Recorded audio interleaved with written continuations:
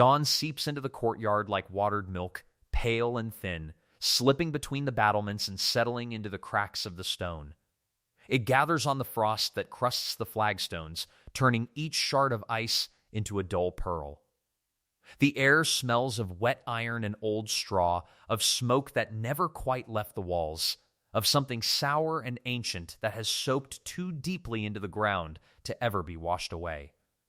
A bell tolls once from the chapel tower. Slow, solitary. The sound travels across the stone like a ripple over black water, touching every door, every shutter, every sleeping body curled beneath wool blankets. It is not a call to prayer. It is a warning.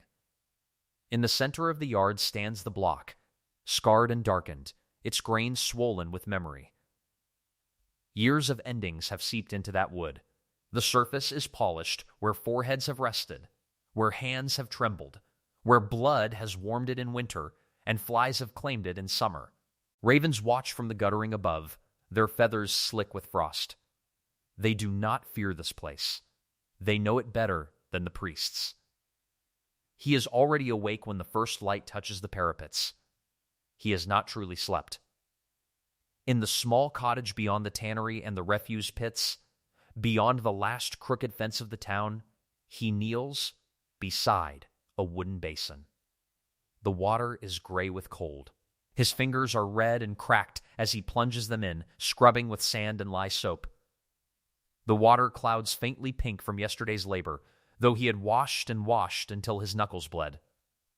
Still the smell lingers. Iron. Fat.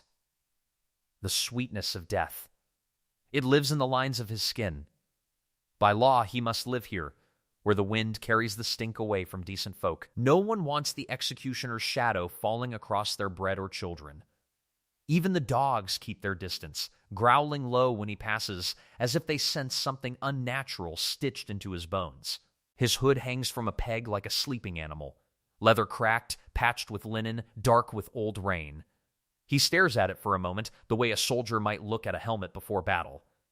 Then he unwraps his tools, the broad axe first.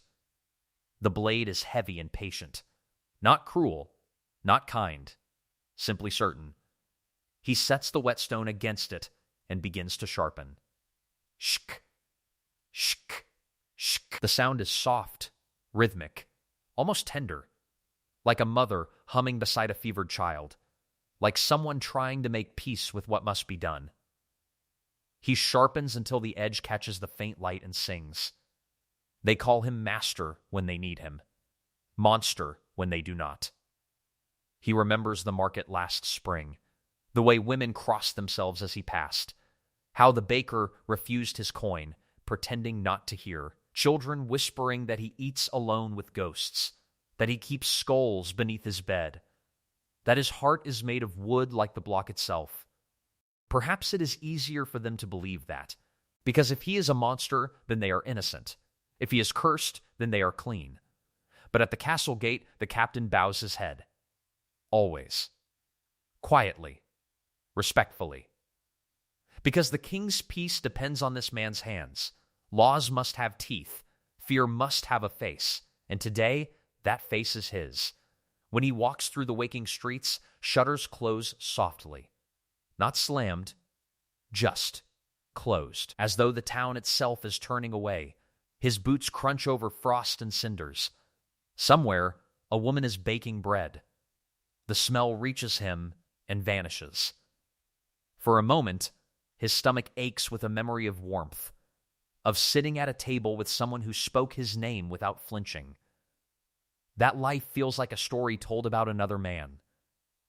By the time he reaches the courtyard, the sky is the color of ash. The guards fall silent when they see him. Not out of hatred, not quite out of fear, something heavier than both. A recognition, like men watching a coffin pass. He crosses the yard slowly, each step deliberate, frost snapping beneath his weight. His breath rises in small ghosts before his face. The block waits, patient as an altar. He places the axe beside it and rests his palm on the worn wood. The surface is colder than bone. For a moment, he closes his eyes. It is an old habit. A prayer without words. Forgive me. Or perhaps, forgive us all. The bell tolls again, lower now, the sound dragging through the air like a chain across stone. From the gate comes movement. Boots. Metal. The soft clink of shackles. The condemned. He does not look at them yet. He never does, not at first. Because once he sees their face, they become someone. And someone is harder than something. But the sounds betray them. A ragged breath. A stifled sob. The quiet murmur of a priest reciting last rites in a voice that trembles more than the prisoner's. The executioner swallows. He tells himself what he always tells himself. This is order. This is law. Without this, there is fire and looting and children starving in the streets. Without this, men with swords decide everything. Still, his hands feel heavy. He remembers the first time he held the axe, his father's hands guiding his grip, the lesson spoken like scripture. Quickly, cleanly, no suffering. Mercy lives in precision. Cruelty lives in hesitation. He has carried that sentence like a stone in his chest ever since. The priest's voice falters. The ravens shuffle overhead, restless. The sky grows brighter, but the light brings no warmth. The guards position the prisoner at the block. Now he looks.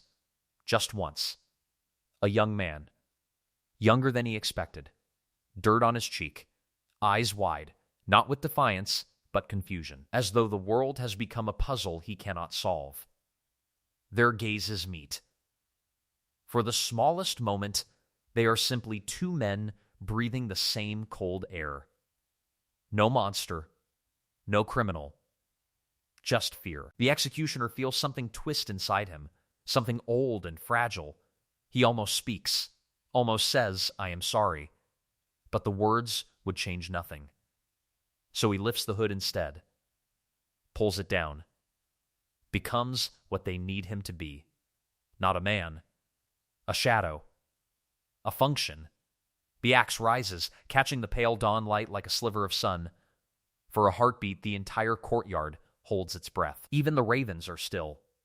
Then the bell tolls once more, and the sound falls like a stone into water. When it is over, the world resumes its quiet. The priest whispers. The guards shift. Somewhere beyond the walls, a rooster calls to morning as if nothing has happened. He cleans the blade carefully, wraps it in wool. Routine. Always routine. Because routine is the only thing that keeps the ghosts from speaking too loudly. As he turns to leave, the frost has begun to melt. Water trickles through the cracks in the stone, thin and silver, carrying faint traces of red toward the drains, washing the yard clean.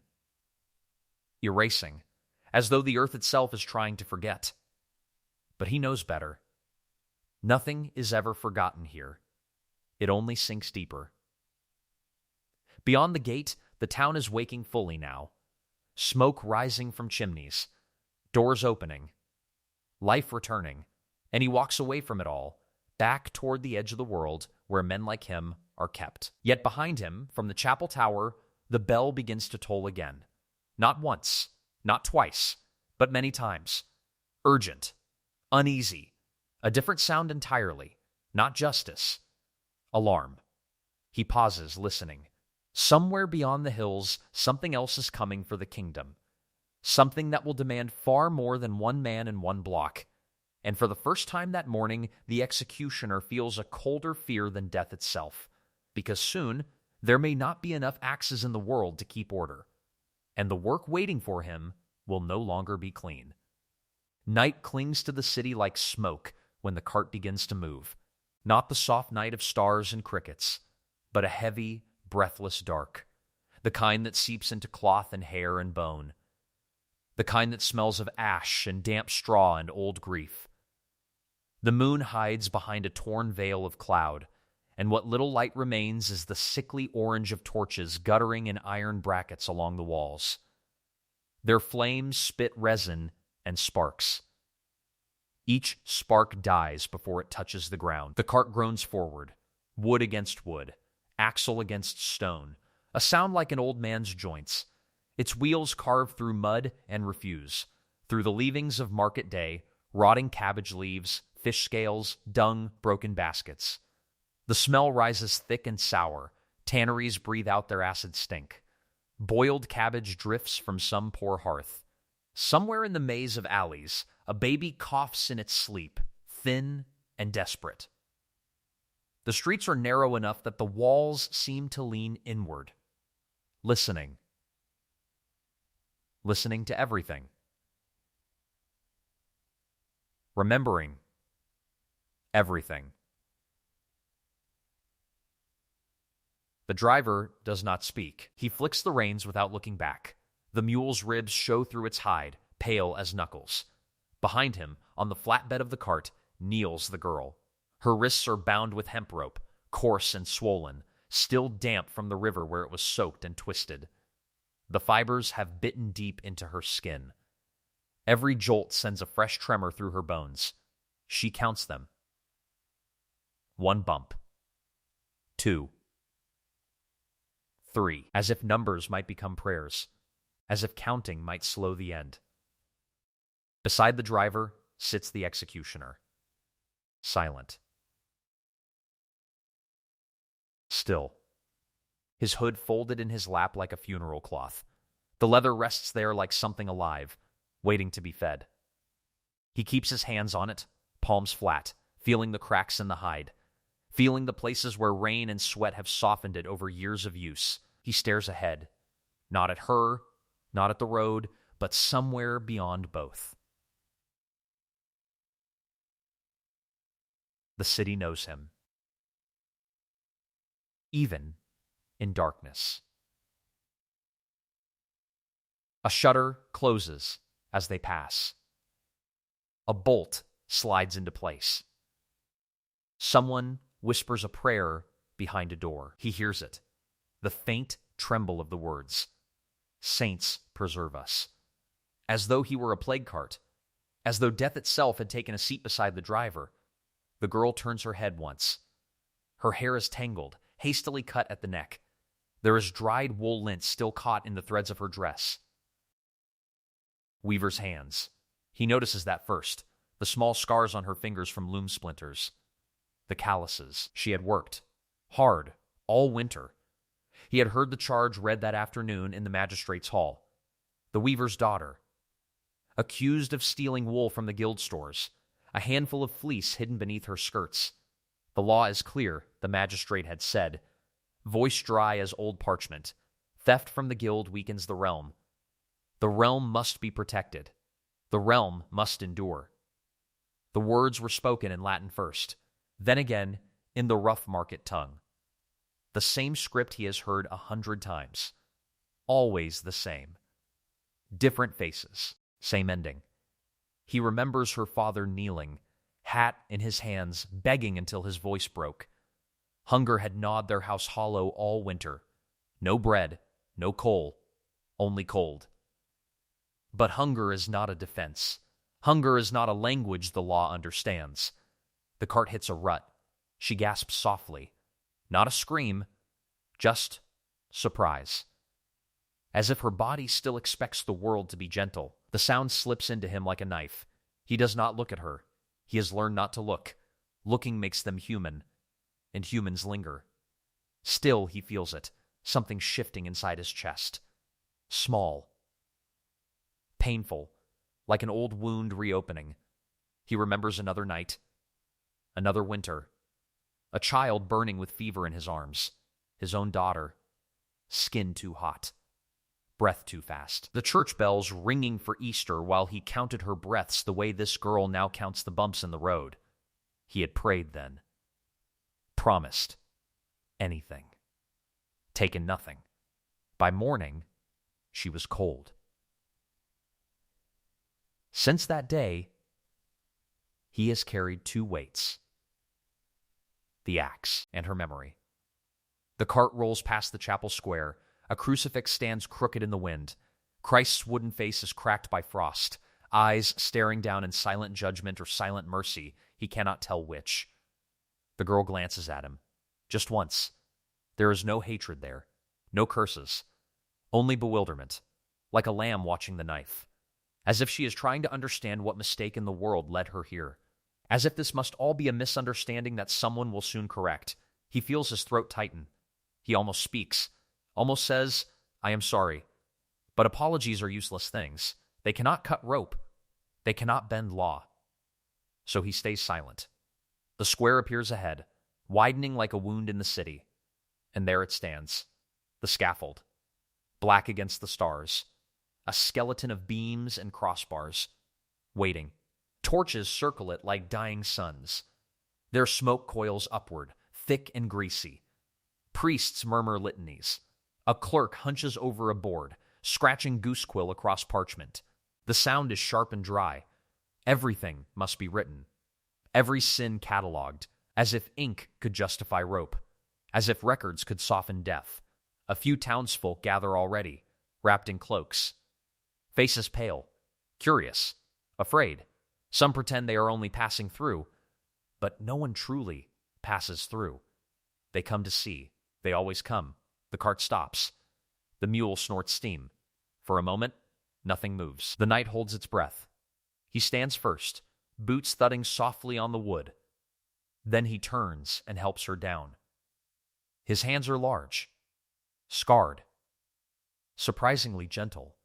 She sways when her feet touch the ground. He steadies her without thinking. Like a father, like a ghost of a life he no longer has. The rope between her wrists trembles. Will it hurt?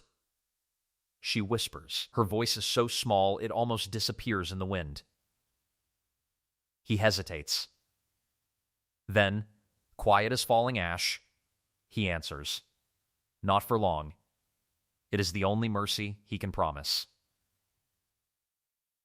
He ties the knot himself. Carefully. Almost tenderly, making certain the rope will be quick. Precision is kindness. Hesitation is cruelty. His father's words. Always his father's words. The bell begins to toll. Slow.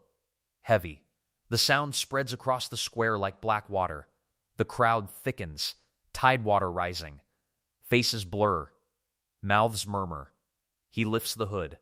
For a moment he sees the world clearly. The torches, the girl, the sky trembling with cold stars. Then the leather drops over his face.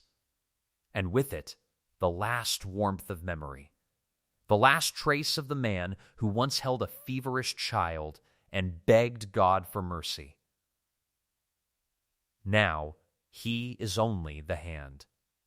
Only the function. The thing kingdoms use to keep themselves clean. The rope tightens. The bell tolls again, and as the crowd inhales as one body, as the knight swallows another name, he feels something inside him go quieter than before.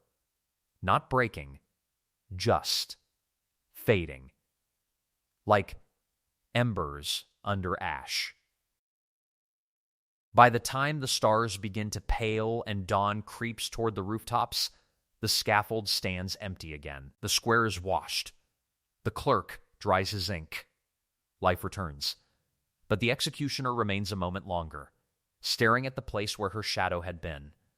Because somewhere beyond these walls, hunger still stalks the alleys. Winter still waits.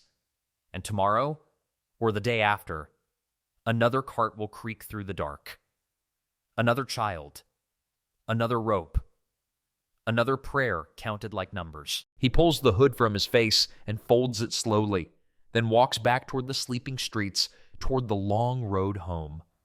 And far above, the first bell of morning begins to ring, calling the city to wake, unaware that the next chapter of suffering is already gathering like storm clouds beyond the gates. Snow falls without sound, not drifting, not swirling, simply descending, straight and endless, as if the sky itself has begun to empty its bones.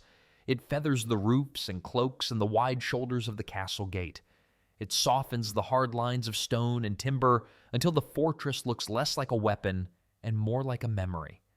White gathers on the parapets, on the chains of the drawbridge, on the helmets of the guards who stand as still as statues. The world is reduced to breath and white.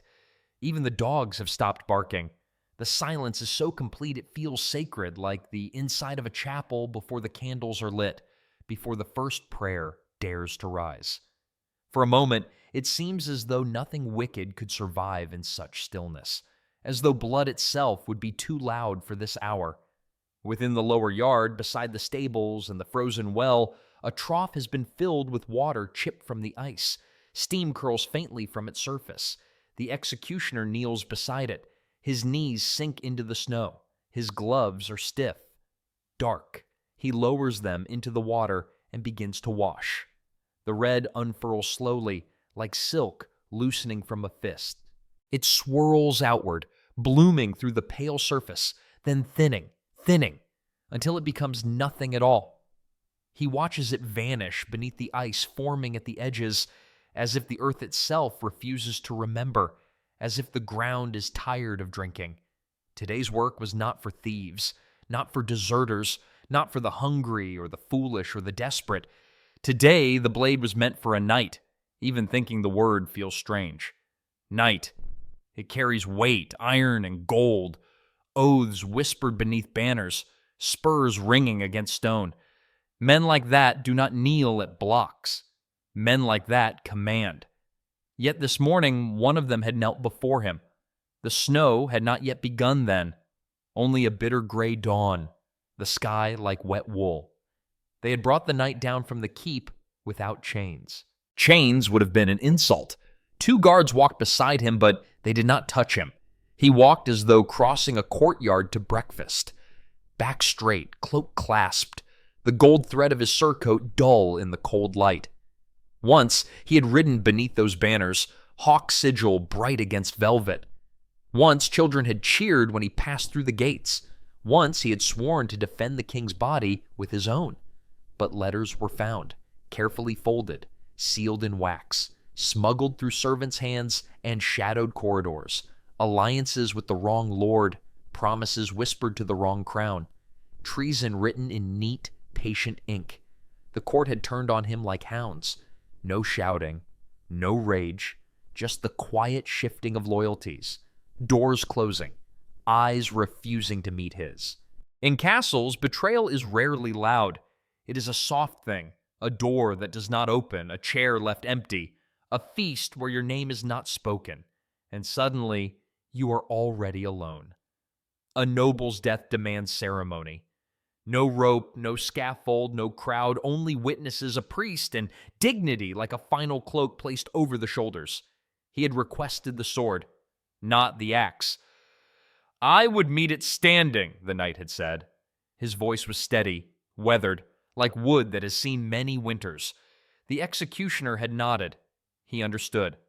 Some deaths are punishments. Others are endings. This one felt like the closing of a book no one wished to finish. He had polished the blade himself. Long, straight, heavy.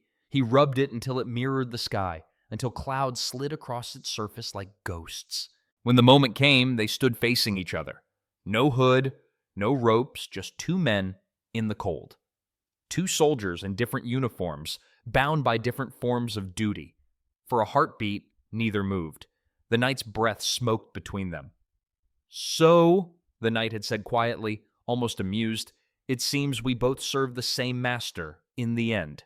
The executioner had said nothing, because what answer is there to that? One had betrayed a crown. The other betrayed himself each day to preserve it.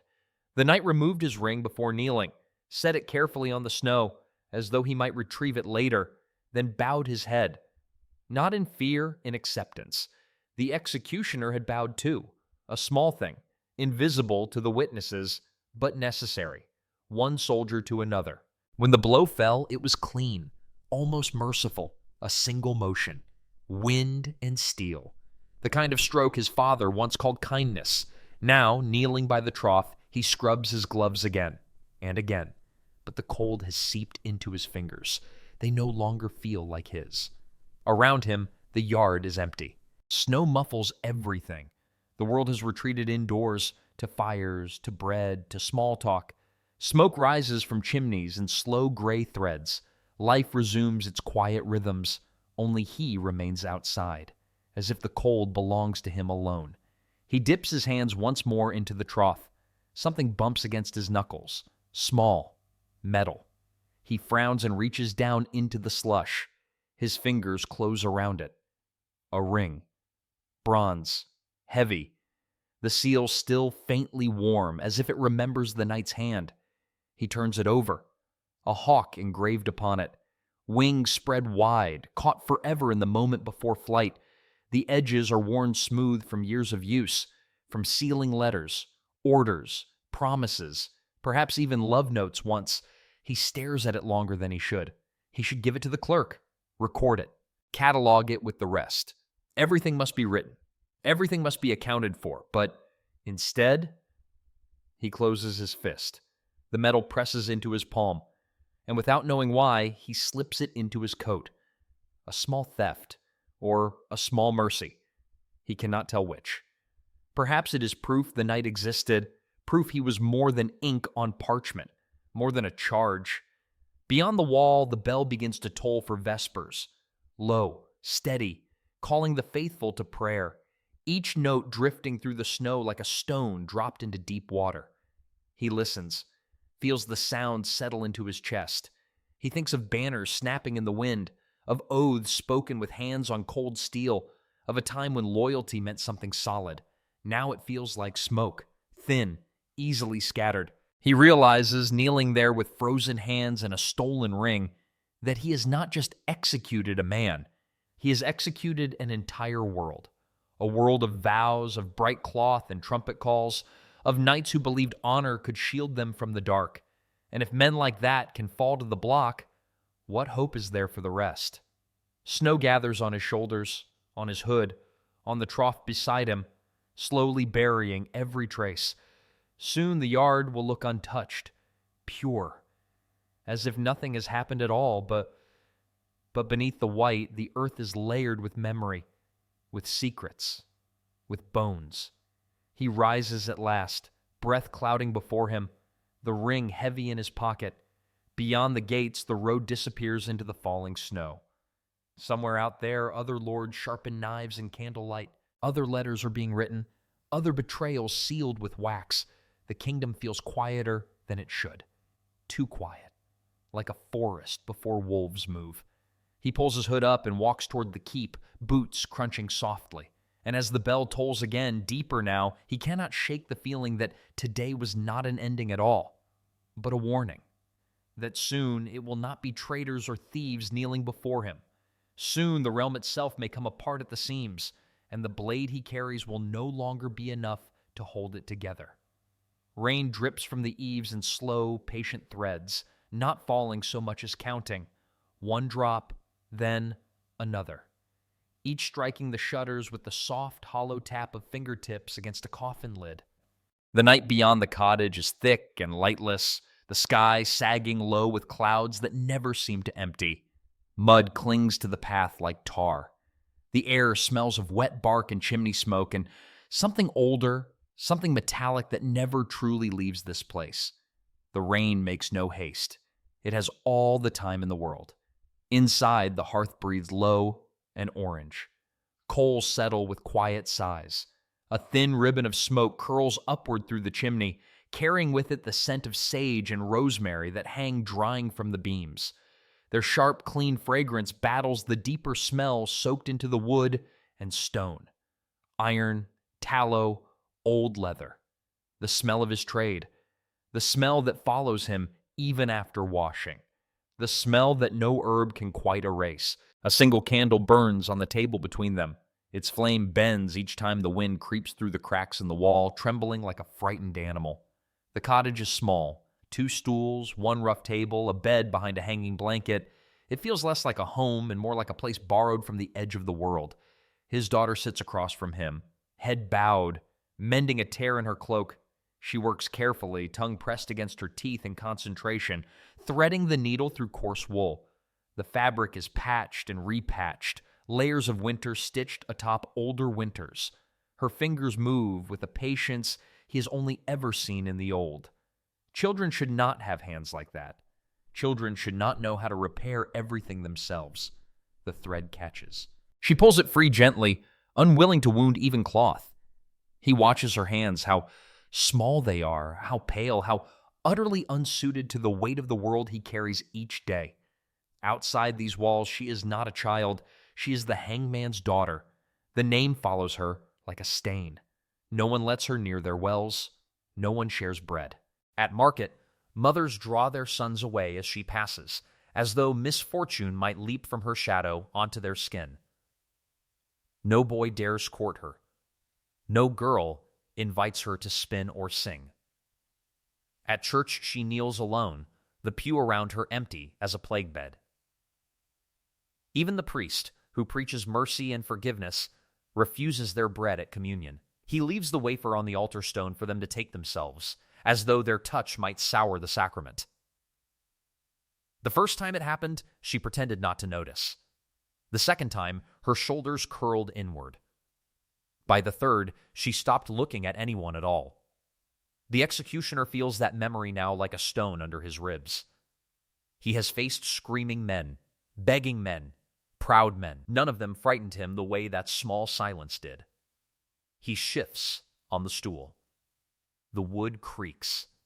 The sound seems too loud. "Does it look better?" she asks softly, lifting the cloak. Her voice is light, careful, as though loud words might break something fragile in the room. He nods. "It will hold," he says. His voice sounds rough, unused.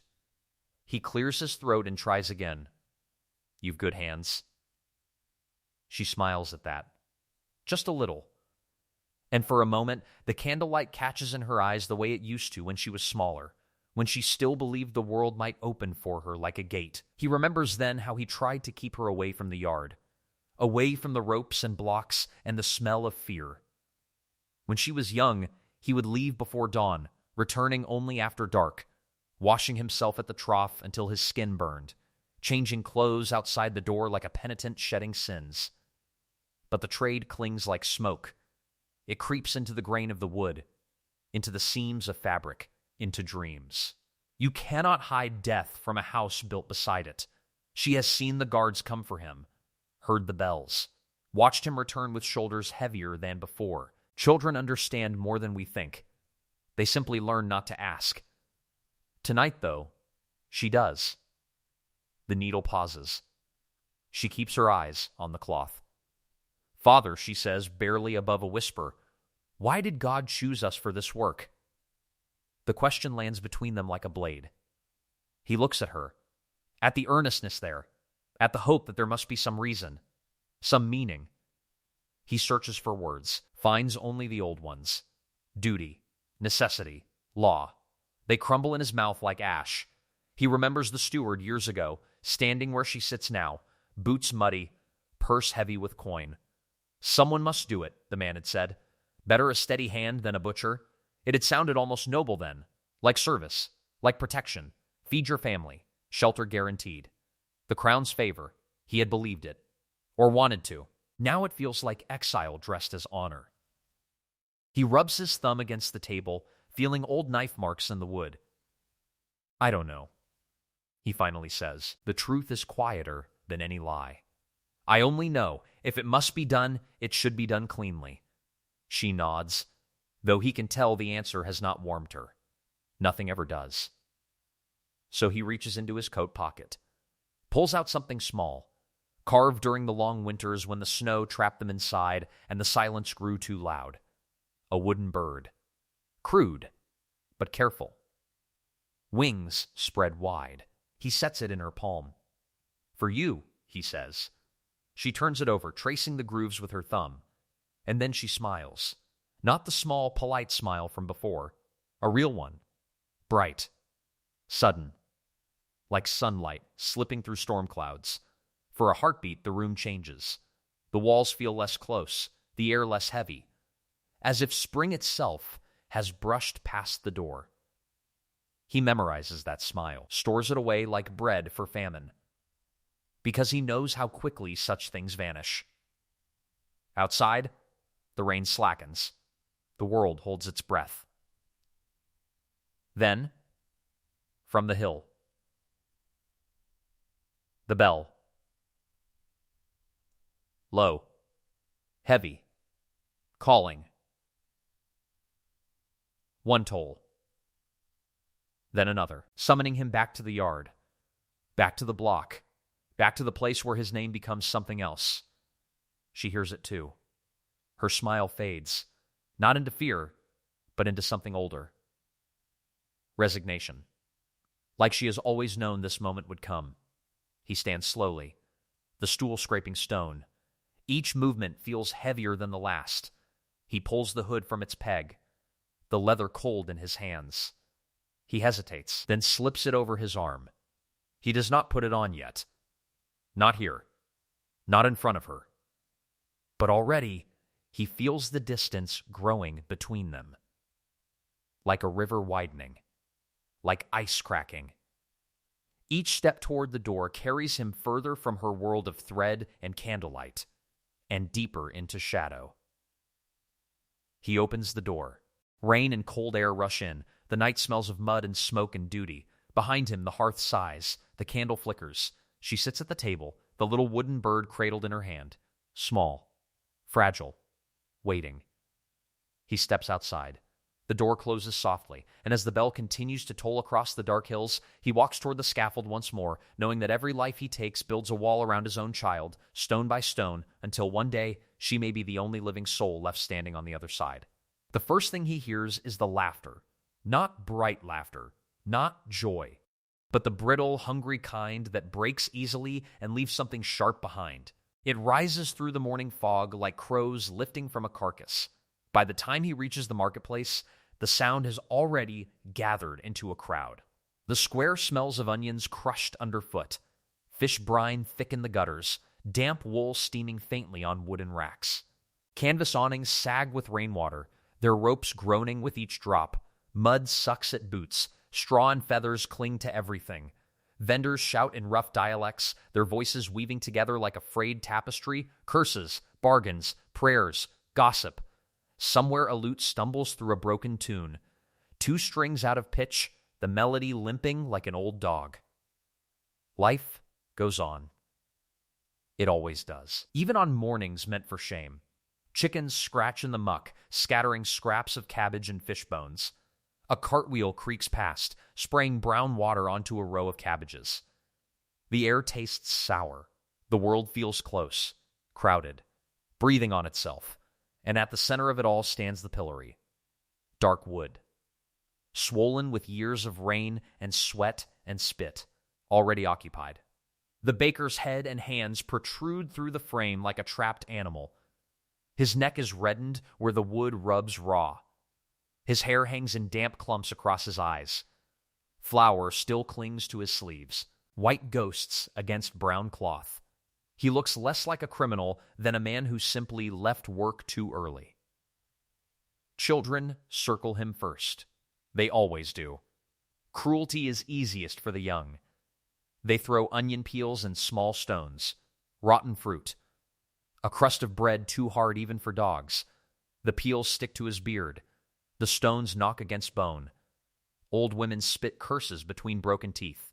Thief, cheat, poisoner, justice, they call it. A lesson for the rest, as though hunger needs teaching, as though fear must be rehearsed. The executioner stands nearby, arms folded. Still, a pillar of dark cloth among the shifting colors. No hood yet, just the weight of his presence. Some recognize him and step back instinctively, making space without meaning to, like water parting around a rock. He prefers it that way. He watches the baker, watches the way the man's shoulders tremble, not from the stones, from the eyes, the staring. There are punishments worse than death. Death ends quickly. Humiliation lingers. It seeps into the marrow. The law books say so in careful Latin, copied by candlelight in cold scriptoria. Lines of ink that decide what a body is worth. Fines, stocks, branding irons. Marks meant to remind the flesh of obedience. Marks meant to make examples. And today, he carries the iron. It rests in the coals of a small brazier beside him, heating slowly, patiently. The tip glows the color of sunset, deep orange, almost beautiful. The mark of the guild. A simple symbol. A confession burned into skin. Permanent. He stares at it longer than he should. The glow pulses like a heartbeat. He thinks of how many times he has watched metal change color like this. Blades. Chains. Now this. Everything that hurts begins warm. The clerk reads the charge aloud, mixing sawdust with flour, diluting the bread of honest men. Theft through deceit. The words are flat, dusty, as if they've been spoken 1,000 times before. Perhaps they have. The baker weeps. Not loudly, just a steady leaking of sound. Not from fear of pain, from something deeper. From the knowledge that no one will buy his bread again. No one will trust his hands. A man without trade is already half buried. The executioner knows this. A man without place is worse than dead. He steps forward. The crowd quiets slightly. Anticipation thickens the air. He smells sweat, yeast, stale beer, onions, wet wool, life reduced to odor. The baker looks up at him. Their eyes meet. There is no hatred there. Only pleading. Only shame. I fed my children, the baker whispers. The words are small, lost in the wind, but the executioner hears them. He hears them too clearly. He murmurs a prayer under his breath, not for forgiveness, not anymore, just habit. Words learned long ago that now feel like echoes inside an empty chapel. He grips the iron with tongs, lifts it from the coals. The metal hisses softly in the air, alive. The crowd leans forward. He takes the baker's forearm.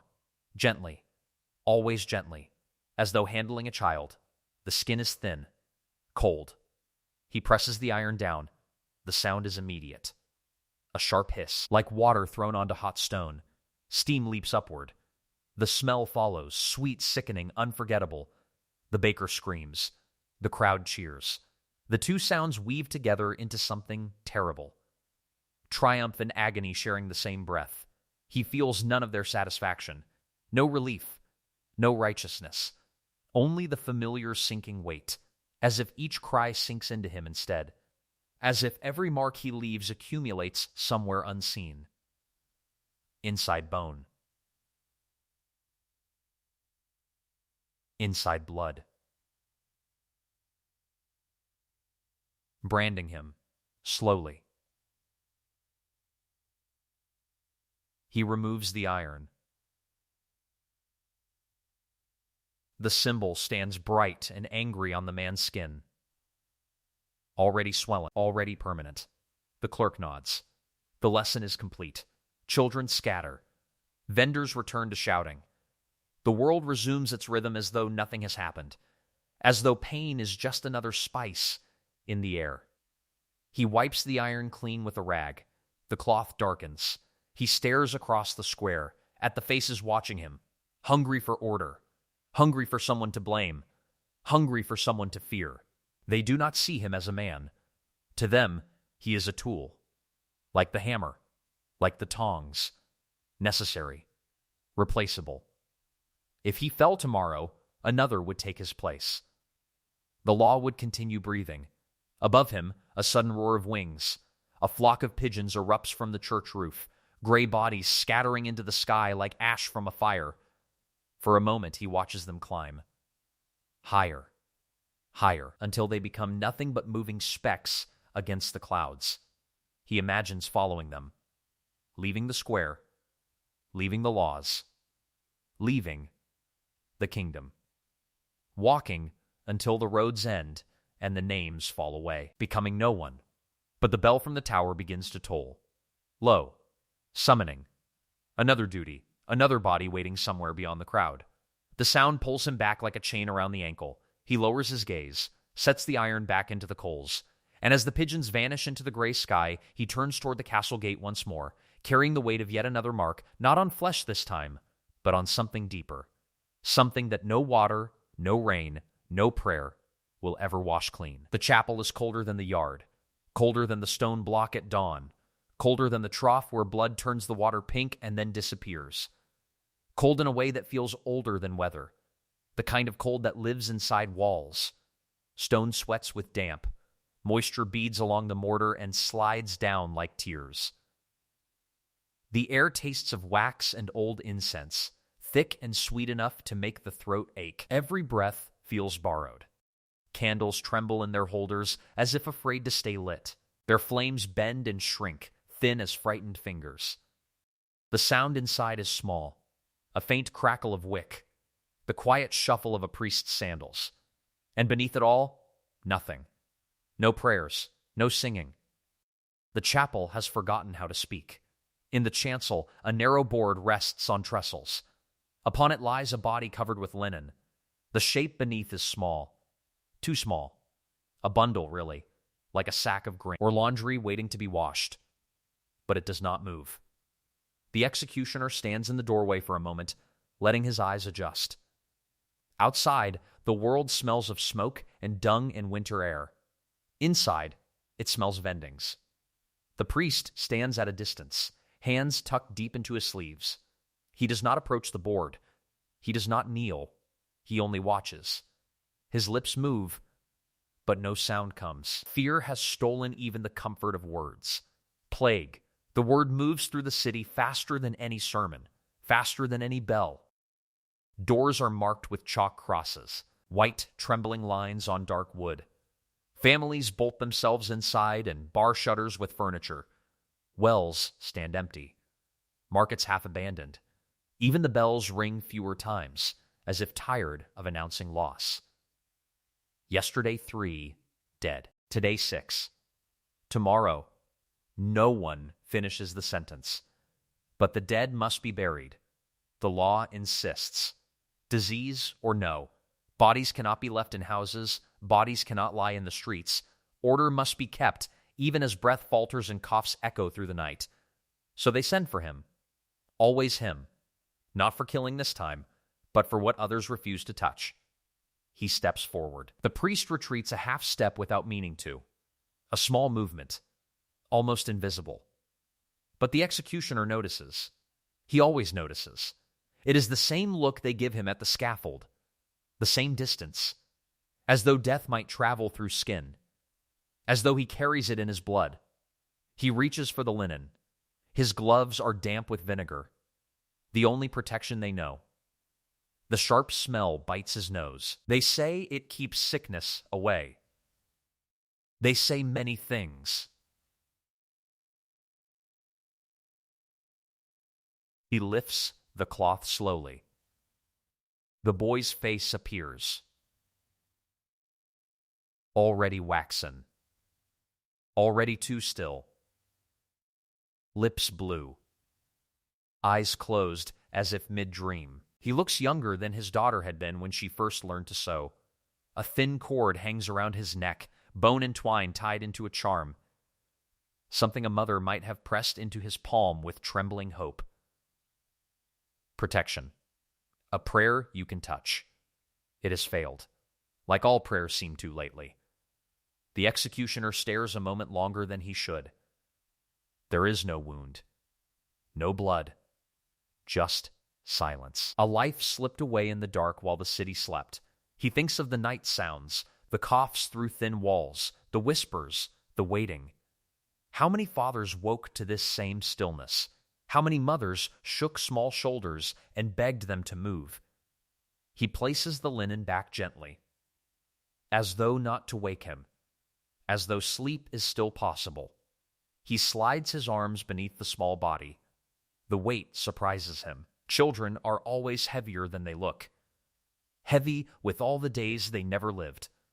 He wraps the cloth tight, carefully, the way he once wrapped his daughter in blankets during winter storms. Knots that will hold, knots that will not loosen when carried. He refuses to rush, even now, especially now. Outside, the sound of carts creaks past the chapel, wooden wheels grinding against frozen earth. More bundles, more shapes beneath linen. Each one carried like firewood, stacked, counted, forgotten. The priest clears his throat but does not come closer. God keep you, he mutters. Not blessing, not comfort, just something to fill the air. The executioner nods. He no longer expects more. When he steps back into the yard, the cold feels sharper. Snow crunches under his boots. The sky is the color of lead. Heavy, unforgiving. People watch him from doorways, from behind shutters, eyes peering through cracks, the same mixture of dread and gratitude. Like he is both curse and cure. He handles what they cannot bear to see, what they pretend does not exist. Death. Shame. Contagion, the parts of life no hymn dares mention. He realizes, walking through the silent street, that his work has always been the same. Whether axe or rope or iron or shovel, he is the keeper of what the kingdom hides. The hand that tidies away the evidence. So others may eat, so others may sleep, so others may believe the world is clean. The burial pit lies beyond the walls. Past the last houses, past the field stripped bare, a wide trench dug into frozen ground, already half filled, earth piled beside it like dark bread. Crows hop along the posts, watching, waiting. They follow him now, from fence to fence, from stone to stone. Patient, knowing. He kneels at the edge. The wind tugs at his cloak. He lowers the boy carefully, sets him among the others, small forms beneath cloth. No names, only shapes. For a moment, he rests his hand on the linen. Just once. A gesture no one sees. No priest, no witness. He does not know why. Perhaps because someone should. Because someone should remember this child existed. Then he covers him with earth. The soil falls softly, dull, final.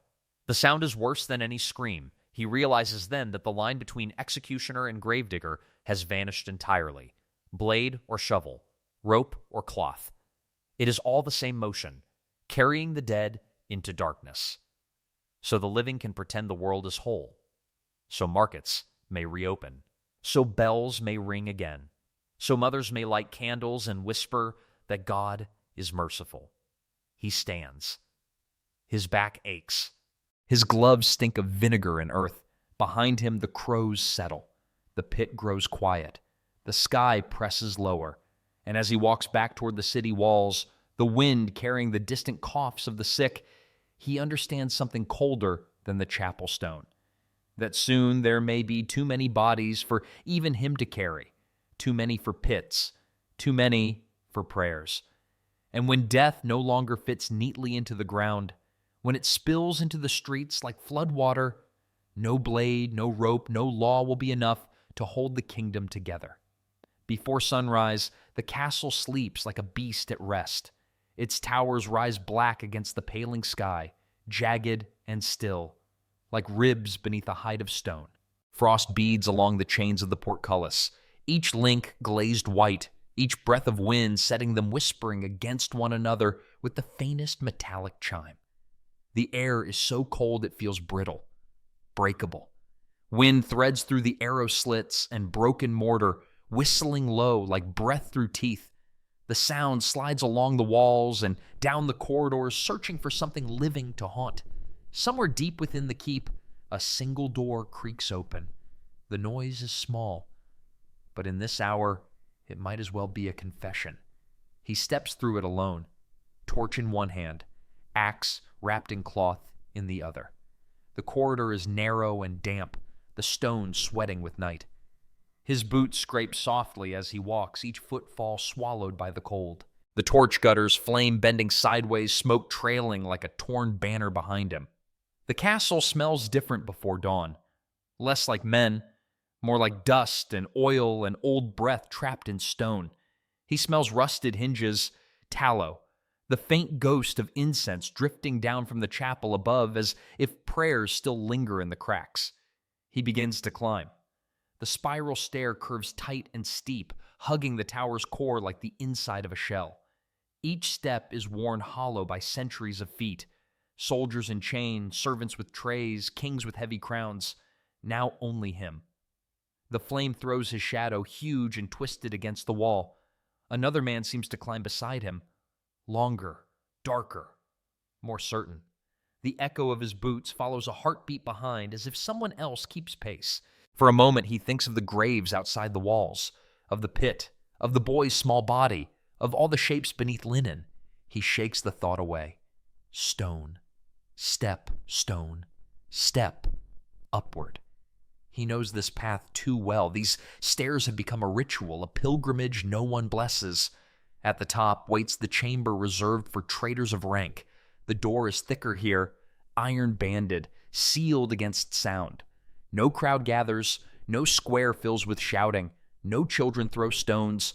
Rank demands dignity, even in disgrace. Silence is their spectacle. He pushes the door open. It sighs like an old lung. Inside, the room is lit by 3 candles. Their flames tremble, bending toward each other as if for comfort. Straw has been scattered on the floor. A table stands against the wall. Papers litter it, confessions, seals pressed in wax, careful handwriting of scribes, ensuring history will remember this as justice. Everything must be recorded. Everything must look proper, as though ink can soften betrayal. The prisoner kneels near the center, wrists bound, hair unbound like a penitent's. It hangs over his shoulders in gray strands. The former royal counselor, the man who once whispered policy into the king's ear, the man whose words shaped taxes and wars and marriages between houses, now reduced to straw and rope. Power shrinks quickly when stripped of witnesses. His back is straight despite everything, a habit learned in courts and councils. But his eyes, hollow, sleepless, as if he has already walked through every memory of his life and found none worth holding. He looks older than the executioner expected, older than a man who once spoke for kings should look. He lifts his head. Their eyes meet, and for a moment there is no fear, only recognition. Not monster, not tool, man. "I know you," the counselor says quietly. His voice is hoarse, worn thin. "I've seen you in the yard, at the gate." The executioner nods. Words feel unnecessary here. The counselor studies him, not with hatred, not with contempt, almost gratitude. "Do it quickly," he says. A pause. "For the realm." The words land heavier than chains. For the realm. Even now, even kneeling in straw with rope biting into bone, the realm remains sacred, something larger than both of them, larger than mercy, larger than truth. The executioner feels the old ache in his chest, the one that never leaves: duty, necessity, law, the same brittle words. Yet spoken here, they sound almost holy. He unwraps the axe. The blade catches the candlelight pale and steady. He grips the handle, feels the grain of the wood warm under his palm. So familiar it might as well be part of him. He notices small things, the way candle smoke curls upward like ghosts climbing invisible stairs, the faint ringing in his ears, the rhythm of his heart, slow and heavy. The counselor bows his head without being told, like a man preparing for prayer. For a moment, just one, the executioner imagines refusing, imagines setting the axe down, walking out, down the spiral, through the gates, into the fields beyond the walls, becoming no one. Let the counselors judge themselves. Let kings soil their own hands. Let the laws collapse. But he sees it too. The unraveling. The gates broken. The hungry turning on each other. Justice replaced by knives and allies. Fear without shape, without limits. A world where no one bears the weight, where everyone does. Someone must carry the darkness, so others can pretend it isn't there. His hands tighten. He steps forward.